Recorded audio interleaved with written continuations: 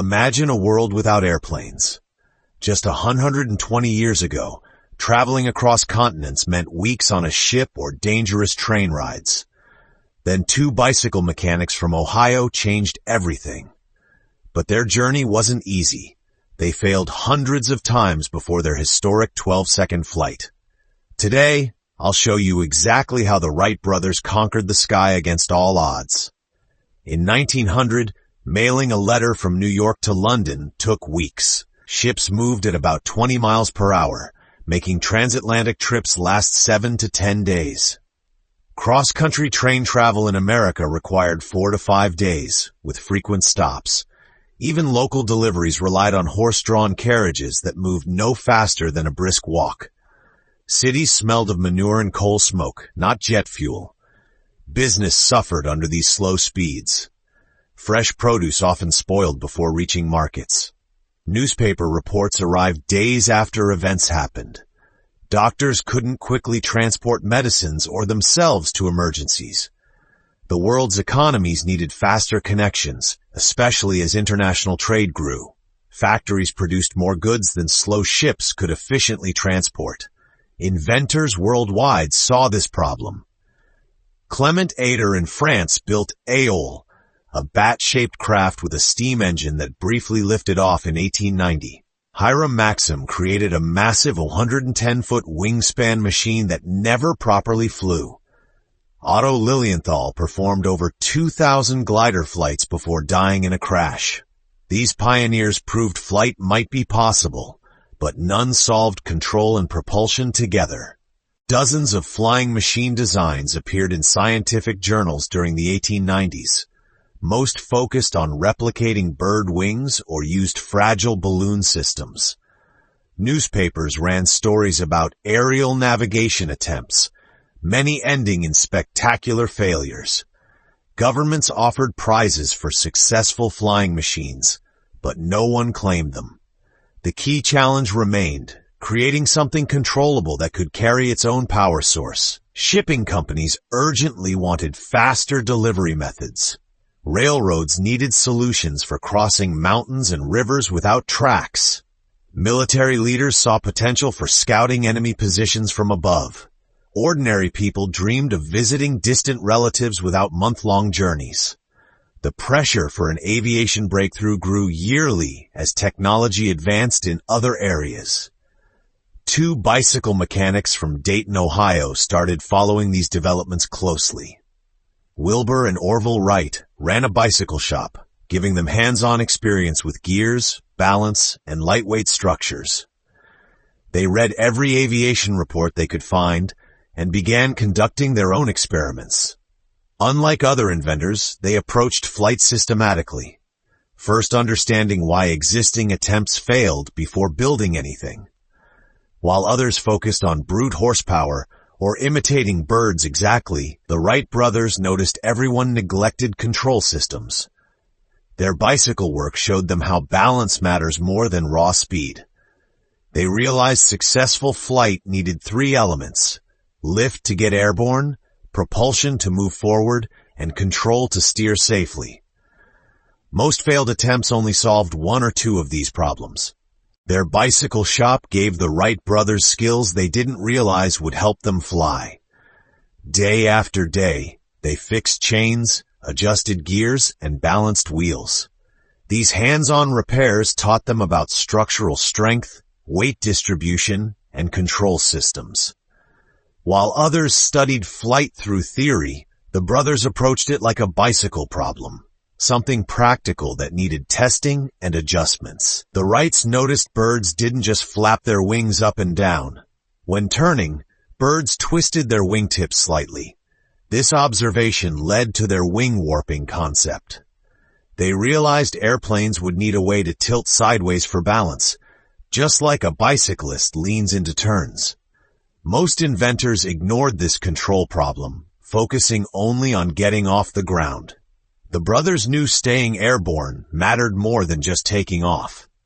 They started testing their ideas with kites in 1899. These weren't children's toys, but scaled models with controllable surfaces. The kites used strings to twist the wings, mimicking how birds adjusted their feathers. When the kite responded correctly to their controls, they knew they were onto something. This careful, step-by-step approach separated them from other aviation pioneers who often built full-size machines without proper testing. Next came glider experiments. The brothers built their first glider in 1900, choosing Kitty Hawk for its steady winds. They learned through trial and error how wing shape affected lift.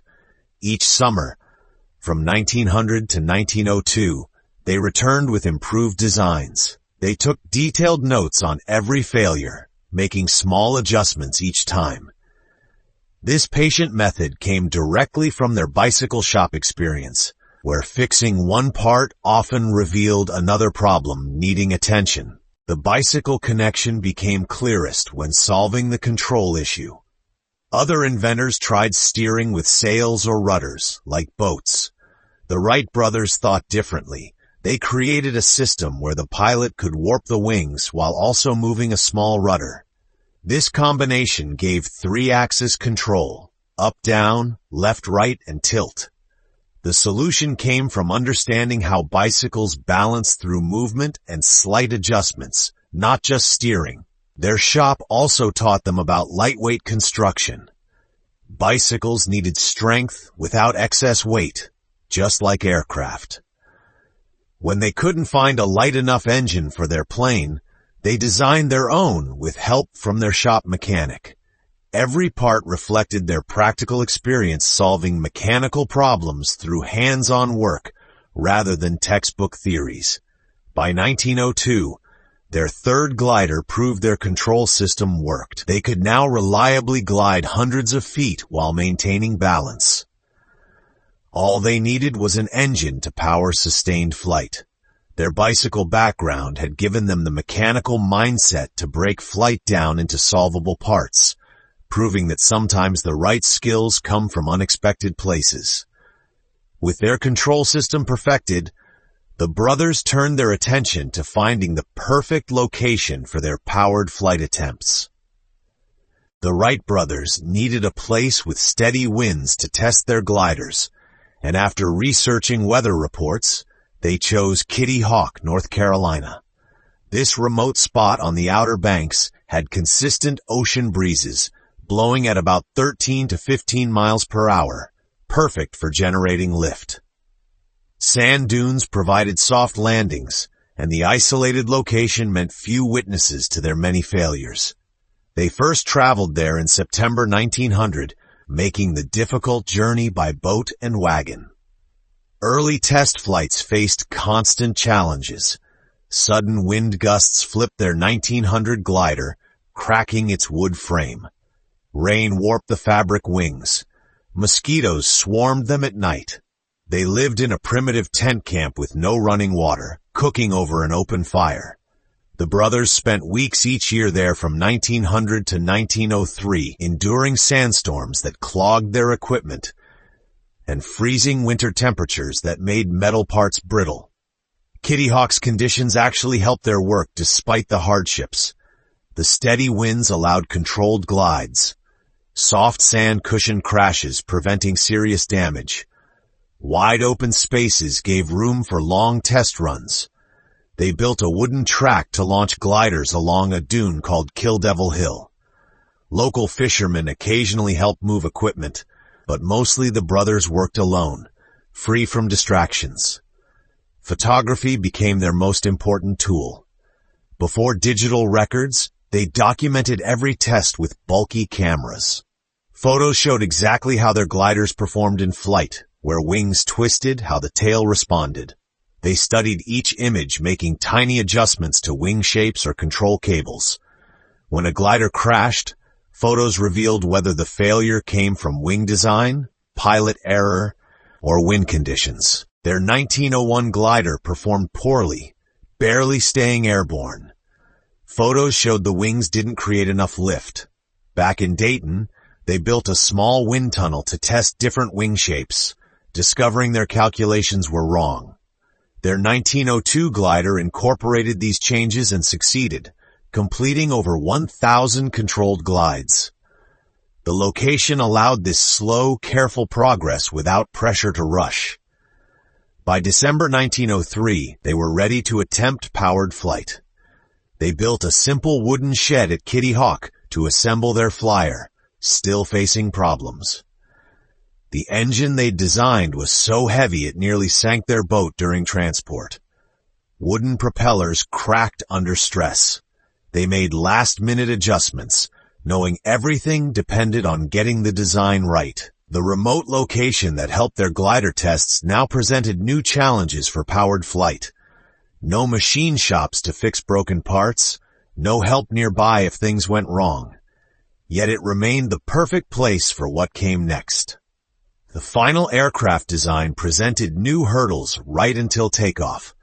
The flyer weighed 700 pounds, heavy enough to stay stable in wind, but light enough to lift. Their engine had to produce sufficient power while not adding too much weight.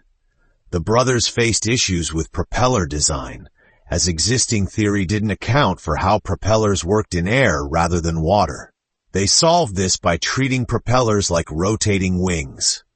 Each component required precision. Too heavy, and the plane wouldn't lift. Too weak, and it would break under stress. Days before the flight, bad weather delayed tests. Strong winds damaged their wooden launch rail. The engine's drive chains stretched under use, requiring constant tightening. On December 14th, Wilbur attempted the first powered flight but overcorrected and stalled, damaging the flyer's front rudder. After repairs, they tried again under colder conditions, knowing winter storms would soon make testing impossible. 5 witnesses from the nearby life-saving station watched on December 17th, including John Daniels, who operated their camera. The brothers flipped a coin to decide who would pilot first. Orville won. At 10:35 a.m., the flyer accelerated down the 60-foot rail facing a 27 miles per hour wind. Wilbur jogged beside the wing to steady it. After around 40 feet, the plane lifted unevenly. One wing rose higher than the other before Orville leveled it. This flight differed from earlier attempts because the aircraft maintained controlled movement in 3 dimensions. The wings twisted to adjust balance, the rudder kept direction steady, and the elevator controlled climb and descent. The engine ran smoothly, producing 12 horsepower, just enough to keep the flyer airborne for 12 seconds before landing 120 feet away. Later that day, Wilbur flew for 59 seconds, covering 852 feet, proving the first flight wasn't luck. Photographs documented the moment. One image showed Orville lying prone on the lower wing, his hands working the controls moments after takeoff. The camera's shutter barely captured the blur of movement. Witnesses later described hearing the engines rattle and seeing the flyer move faster than any human could run.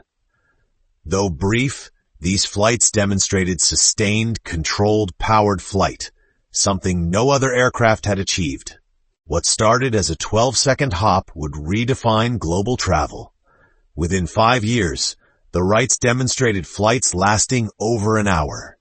Governments and businesses quickly recognized aviation's potential, though skeptics dismissed it as a novelty. The flyer's success relied on solving multiple problems at once: lift, control, and propulsion, through systematic testing.